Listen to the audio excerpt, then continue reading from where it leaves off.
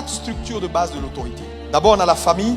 Dieu va vous éprouver dans cette sphère-là d'influence qu'on appelle la famille. C'est important. Quand on parle du respect ou de la soumission à l'autorité de Dieu, Dieu a des autorités déléguées. Et ça commence par la famille. Tu ne peux pas être ici, être membre d'une famille et être en palabre avec ton grand frère, en palabre avec ta grande soeur, en palabre avec ton père. Tu ne respectes pas ton père, tu ne respectes pas ta mère. Tu viens t'asseoir, tu parles en langue, tu as les mains debout. Toute autorité est instituée par Dieu, Romains 13. Parce que souvent, la position de malédiction dans laquelle certaines personnes fonctionnent, il faut scruter pour voir l'origine. Ils sont dans l'église longtemps. Ils deviennent même pasteurs, ils gravissent les échelons. Rien ne marche pour eux. Mais ils ne s'opposent jamais à la question: pourquoi rien ne marche pour moi? Tu ne peux pas mépriser le ventre qui t'a mis au monde et espérer recevoir la grâce de Dieu. Ça ne peut pas être possible. Oui, le ventre qui a fait 9 mois, si elle voulait te manger, à longtemps elle t'a mangé. Le droit d'aînesse existe dans la Bible. Tu as une grande soeur ou un grand frère. Tu n'écoutes personne. Tu es rempli de toi-même. Et tu ne peux pas faire du bien aux gens ici à l'église. Jouer les tontons gentils. Ta maman, même une chaussure pour porter, n'a pas. Parce que souvent,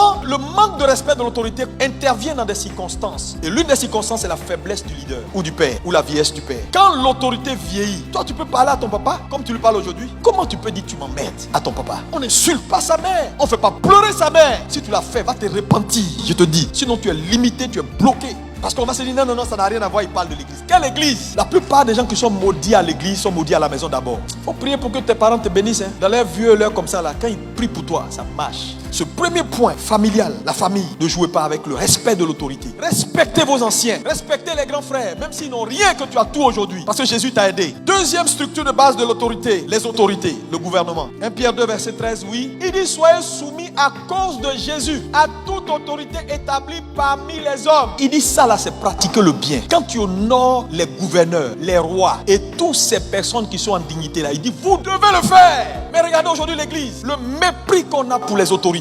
Les gens sont toujours sur internet en train de s'intoxiquer. Des cyberactivistes, des gens perdus, des pasteurs qui parlent de leur président comme s'ils parlaient de leurs camarades de rue. Tu es maudit. Toute autorité instituée par Dieu, c'est Dieu qui dit. Toute autorité, quelqu'un qui est dans une position d'autorité, il est lui l'initiateur. Soit on écoute Dieu, soit on n'écoute pas Dieu. C'est tout. Qui insulte les gouverneurs, qui insulte les ministres, qui insulte tout le monde. Mon ami, je te dis, quand la Bible dit priez pour les autorités, conséquence de ta prière, menez vie paisible et tranquille. Et j'ai compris que si vous ne priez pas pour le monsieur qui a autorité de faire le travail là, qu'à niveau qui est devant ta maison là, il ne va pas faire. Quand il va pleuvoir, l'eau va rentrer dans ta maison, ça va tout gâter. Tu vas te plaindre, ça ne va pas aller quelque part. Tu vas pleurer, ça ne va pas aller quelque part. Tu vas dire oh Saint-Esprit, ça va nulle part. Tu n'as pas fait ton travail. Si tu as fait, il va penser à ton quartier, il va venir arranger ça. On dit prier pour eux pour que vous meniez vie paisible. Si tu es dans un taudis, ta maison là, quand il pleut, des trucs bougent comme ça, dis Saint-Esprit, je prie pour le ministre de l'assainissement. Donne-lui beaucoup d'intelligence. Ta prière va l'orienter dans ton quartier. On ne t'a pas dit de les aimer. L'église doit écouter Dieu. C'est Dieu qu'on écoute, c'est Dieu qu'on suit. Aujourd'hui, les choses sont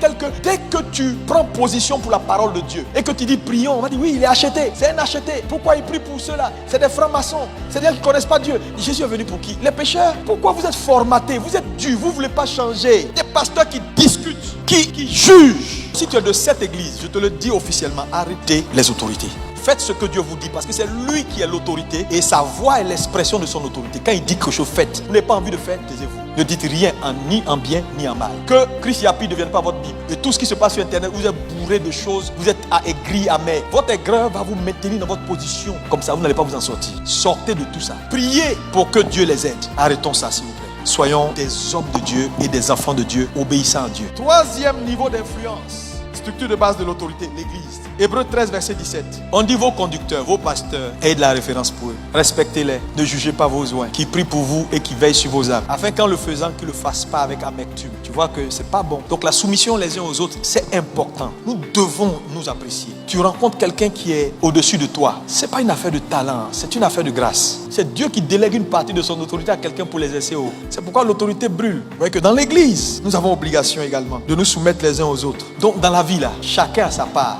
Ne prends pas la part de quelqu'un pour envoyer quelque part ou bien donne à chacun sa part. Ces 4 structures de base de l'autorité, tu ne vas pas les échapper parce que tu es dans une société. La famille, les autorités, l'église. Terminons avec le travail. Colossiens 3, verset 22 à 23. C'est-à-dire quelqu'un qui n'est ni ton parent, ni ton pasteur et tout, mais avec qui tu travailles, qu'importe qui il est. Il dit serviteurs, obéissez à qui? À vos maîtres, selon la chair. Vos maîtres dans la chair. Dans la chair, c'est-à-dire tes patrons, tes gens qui travaillent au bureau, regardent un peu la relation. Sous leurs yeux, c'est-à-dire qu'il ne faut pas seulement faire quand ils sont là, même quand ils ne sont pas là, obéir. C'est-à-dire, quand même tu te soumets à ton patron au bureau là, l'héritage là, c'est Dieu qui te donne. Tu peux comprendre que dans toutes les sphères, l'autorité est toujours déléguée. Et le délégué, c'est-à-dire celui qui a délégué là, est derrière. Mais je vois des gens dans leur bureau qui se comportent mal. Les chrétiens n'ont pas de témoignage. Embaucher un chrétien chez toi aujourd'hui, c'est un parcours de combattant. Les gens ont peur. Non, les chrétiens, non. Ils ne respectent rien. Vous devez être un modèle. Vous êtes dehors. Respectez-les. Et c'est pourquoi les gens ont du mal à se convertir. Le frère, il est dans la société. Personne ne le suit à l'église. La sœur, elle est à la police. Personne ne la suit à l'église. Le frère, il est au directeur. Personne ne le suit. Pourquoi? Les païens, là, ils voient. Ils lisent la Bible au travers de vos actions. Tu ne respectes rien au bureau. Tu es tout le temps en train de parler. Tu es dans les palabres. Attends, on te cite partout. Je te dis, les gens voient. Comporte-toi bien. Ils viendront te demander, toi, tu es qui, toi? Tu fais quoi? On te trouve bien. Et tu diras, non, je suis chrétien. Ah bon? Ton église, c'est où? Et puis le jour, ils ont des problèmes, vont te suivre. Parce qu'ils ont déjà vu le témoignage. Le témoignage a déjà parlé. 1 Pierre 2, verset 18. Qu'est-ce qu'il dit? Oui, serviteur. Il dit, soyez soumis en toute crainte à vos maîtres. Regardez, il dit ta soumission là, ce n'est pas seulement à ceux qui sont bons, mais à ceux qui sont de caractère difficile. Ça veut dire quoi? Dieu met le patron qui veut sur toi en fonction des objectifs qu'il veut atteindre. Non, non, toi, tu dis jamais merci aux gens. Toi, tu n'encourages jamais les gens. Moi, je veux te dire, on dit même les difficiles là, tu dois les supporter. C'est pas moi qui ai écrit. Tu sais, Dieu va pas te caresser dans le sens du poil. Mon ami, sinon, tu vas devenir comme une plante qu'on plante, qu'on déterre, qu'on plante ici, qu'on déterre. Une plante qui n'a pas de racines durables dans un environnement finit par mourir. C'est ta capacité de tenir dans un environnement donne de la profondeur à tes racines. Mais si toi, à chaque bout de champ, tu es choqué, à chaque bout de champ, on m'a parlé mal. Comment il me parle comme ça? Attends, il sait qui je suis, il me parle, je le salue, il ne me répond pas. Et puis il me dit, bon, viens me voir après, alors que mon problème est sérieux. Mon ami, tu vas faire face à des hommes difficiles. La Bible dit, mais il dit que ta soumission ne soit pas seulement à des hommes doux et bons, mais même quand ils sont durs, c'est à dessein. Donc si tu aimes seulement les gens qui te caressent dans le sens du poil, tu n'as pas encore commencé. Mon mari, il est dit, ma femme, elle est dure, il te dit, tu me parles comme ça, mais parle-moi doucement, tu ne sais pas qu'elle est si fragile. Mon ami, Dieu veut peut-être dans ta fragilité là, enlever un rocher qui est caché quelque part. Dans la vie, il y a des gens durs. Hein? Tu n'es pas tombé sur quelqu'un qui est dur, patron difficile. Tu vas rencontrer des gens difficiles, compliqués à vivre. Mais la Bible dit, soumettez-vous. 1 Pierre 5,5. Vous voyez que la Bible touche à même dans tes rapports. Pas seulement, il n'est pas ton patron, il n'est rien. Dès qu'il est plus ancien que toi, c'est-à-dire il a vu le soleil d'Abidjan avant toi, tu dois le respecter.